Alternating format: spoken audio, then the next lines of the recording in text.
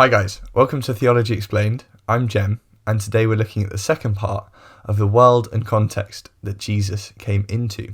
Today we're going to be looking at the Greek education system and Philo of Alexandria. Oh my goodness, theology is so boring.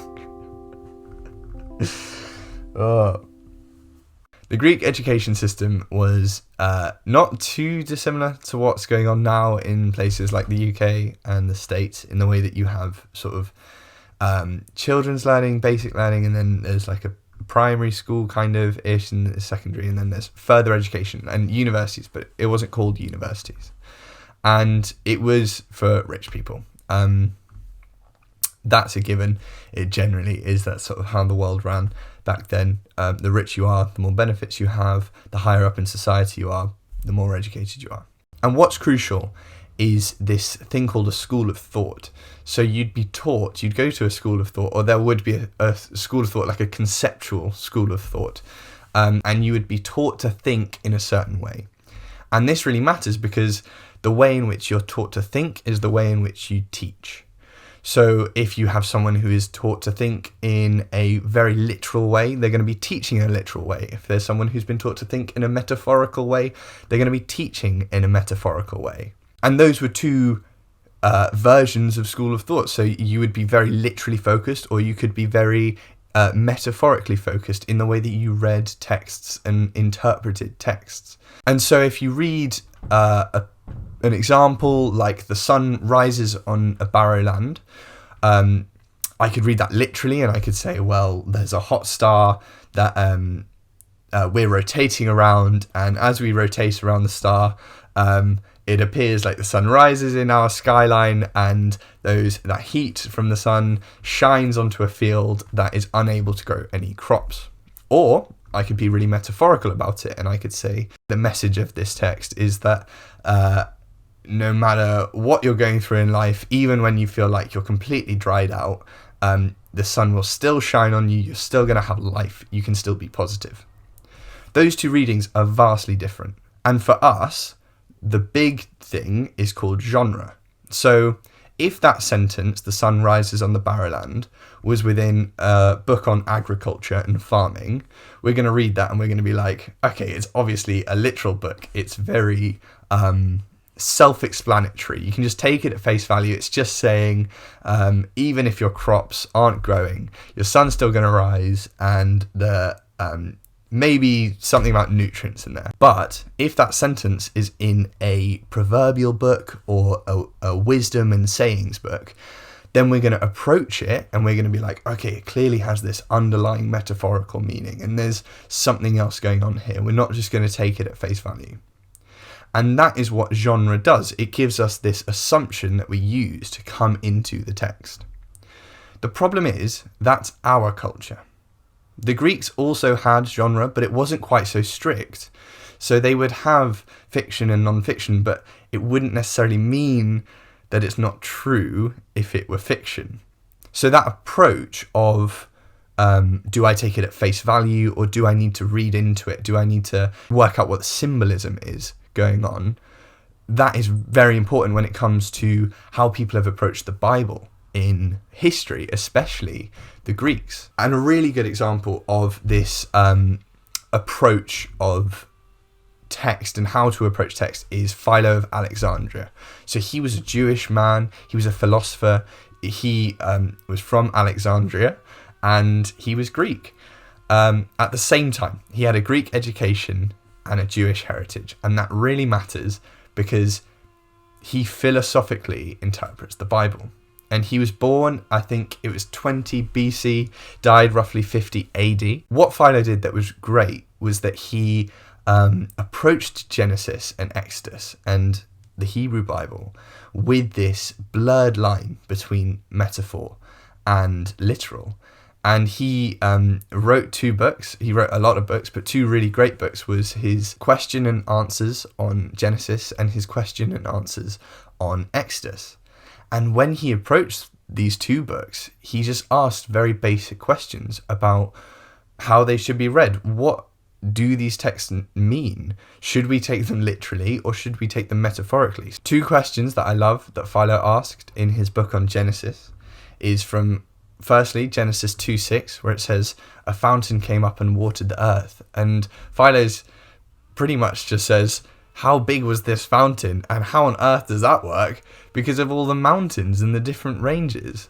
A second question that I love that Philo asked is when he says, what is the man who is created by God?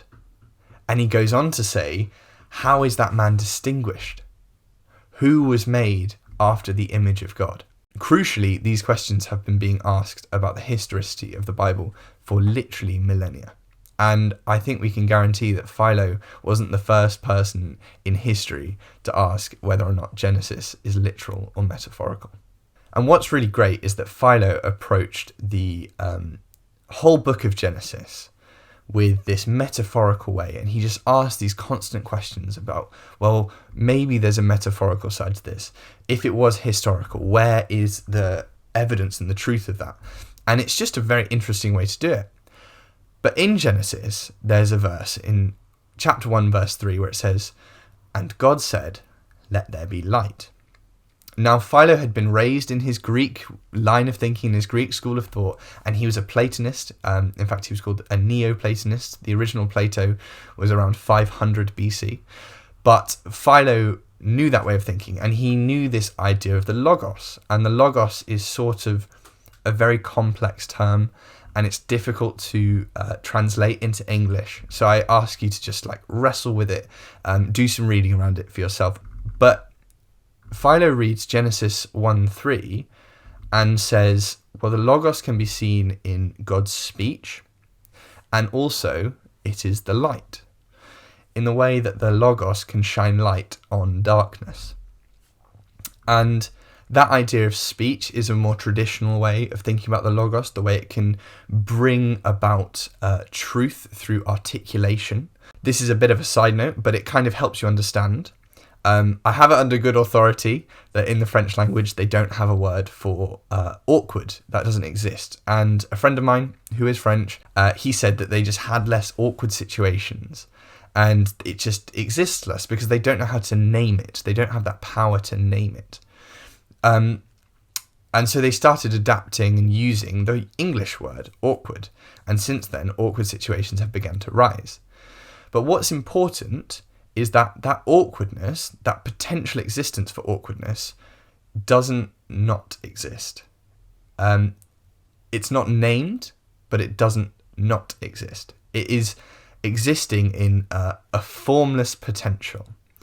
And the way in which it can come from a formless potential, where it's unnamed, you don't know how to understand it, the way in which it comes from a formless potential into a formed understanding or a formed idea is through articulation. So articulation, naming it and saying, this is awkward, and then it is awkward. And that whole movement is what the Logos can do. And that is how the Logos brings light into darkness. When he speaks into creation, that is the Logos being used in power to create things, but then also he approaches the God said, let there be light. And Philo says the light is also the Logos.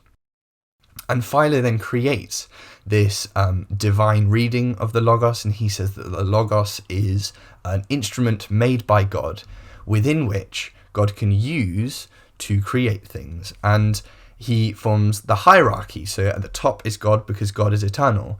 Secondly, it is the Logos because the Logos was created, which means that it's not eternal and it is therefore lesser than God.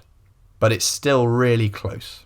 And that is a really important point to note, this Hebrew understanding of Logos, because Philo, although he's not the first person to think about the Logos, he's the first person to use the Logos within a Hebrew understanding, and he's definitely the first person to approach the Hebrew Bible from this point of view. So that's been the second part of the world that Jesus came into.